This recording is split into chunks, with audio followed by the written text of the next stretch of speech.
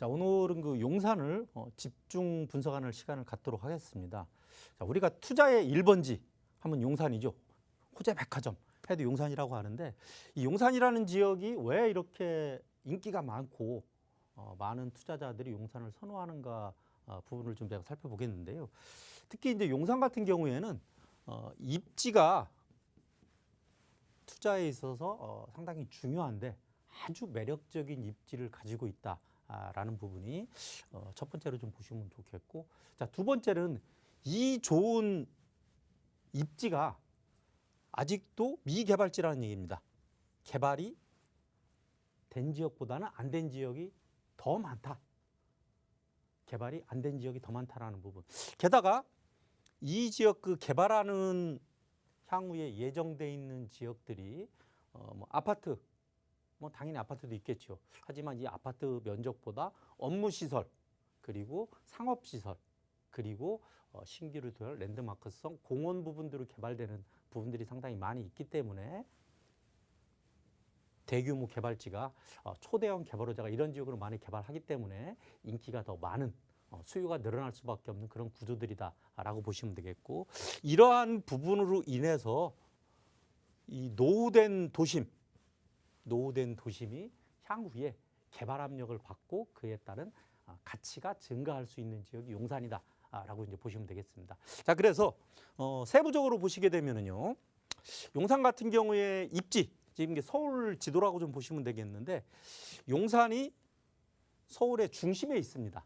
서울의 중심이 있고, 이 위쪽으로 보시게 되면은 시청, 명동, 광화문 이러한 그 업무 시설들이 준비가 되어 있죠. 아래쪽으로 보면은 강남권이 준비가 되어 있고, 그리고 반대쪽으로 보면은 여의도에 들어가 있는 부분이 있어서 이 세 개 지역의 중심, 뭐 서울의 어떤 업무 시설의 중심이 강북권에 있는 우리가 말하는 이 명동이라든지 시청, 광화문, 그리고 강남권에 있는 업무 시설, 그리고 여의도 업무 시설의 중심에 위치를 한다는 부분이죠. 그래서 어떤 그 세 지역에 컨트롤할 수 있는, 서울을 컨트롤할 수 있는 그런 타워가 용산에 위치를 한다는 점이 상당히 좀 매력적이고, 그 지역이 바로 국제 업무지구다, 뭐 이렇게 보시면 좋겠습니다.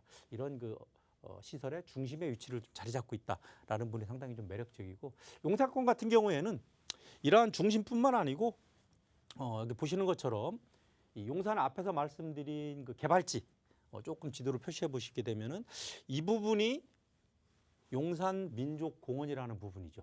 자, 그리고 남산, 그리고 효창공원, 그리고 제가 그리는 이 부분이 경의선 숲길 부분입니다.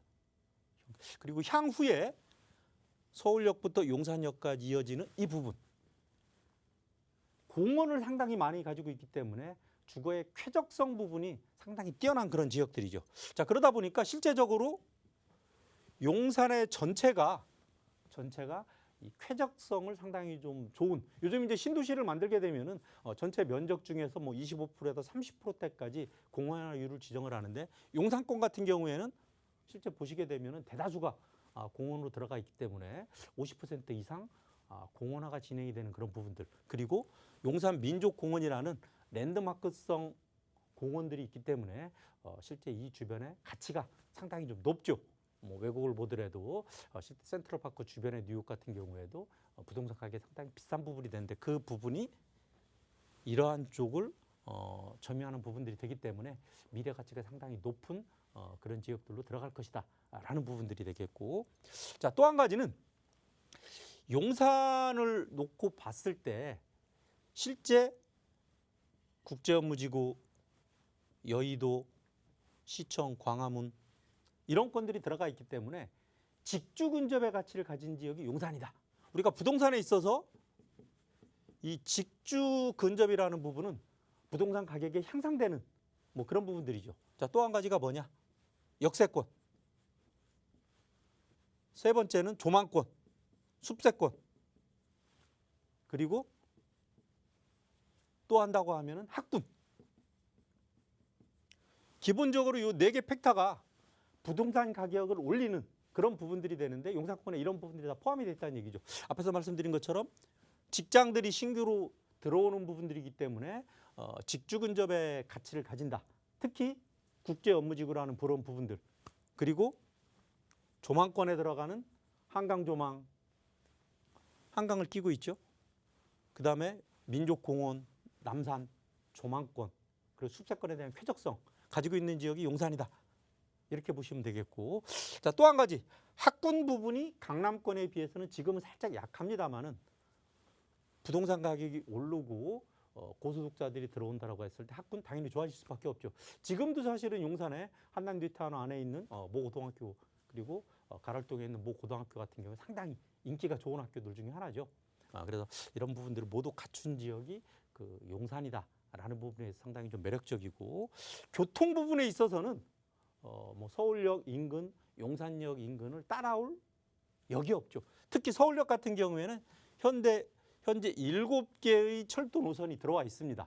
철도 노선이 들어와 있는데 5개 노선이 추가가 되면서 12개의 철도 지하철 노선을 가지게 됩니다. 자, 그런데 이 철도 노선이 서울 시내를 움직이는 노선, 뭐 1호선이라든지 4호선, 그리고 이제 강남과 이어지는 신분당선이 들어올 경우에는 용산과 강남이 실제 10분대로 묶어지기 때문에 상당히 서울 시내를 움직이기 좋은 뭐 그런 노선이다라고 보시면 되겠고, 이미 경기도와 이어지는 노선들이 있죠. 뭐 1호선 역시 마찬가지로 경기도와 이어지고 4호선 역시 경기도와 이어지는데 시간이 좀 늦죠. 자, 그런데 GTX 노선이 들어올 경우에 경기도 외곽 지역과 서울 그 용산까지 오는데 무려 한 25분 정도면은 도달할 수 있는 부분이 되기 때문에 상당히 큰 혁신을 좀 가진 지역이 용산이다라고 보시면 되겠고, 그 GTX 노선 중에 2개가 서울역으로 들어오고 비노선 같은 경우에는 용산역에 들어오는 부분이기 때문에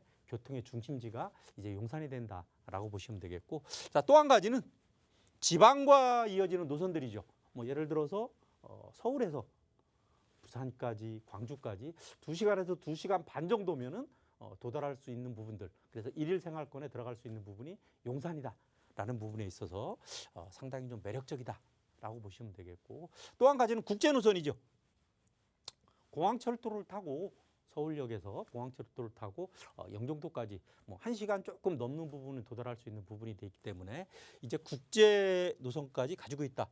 게다가 하나 구상이 들어가 있는 부분이 유라시아 철도의 종착역이자 출발역이 이 서울역으로 들어갈 계획들이 있기 때문에 향후에 뭐 서울 시내를 어우르고 수도권을 어우르고 지방을 어우르고 이 국제 노선까지인 지역이 용산 지역이기 때문에 철도 교통이 대한민국에서 가장 편한 지역이 용산권이다라고 보시면 되겠습니다. 이처럼 다중역세권을 가진 지역이 용산 지역이기 때문에 이러한 교통 호재만 보더라도 다른 지역과는 비교가 되지 않는 그런 지역이다라고 말씀을 좀 드리겠습니다.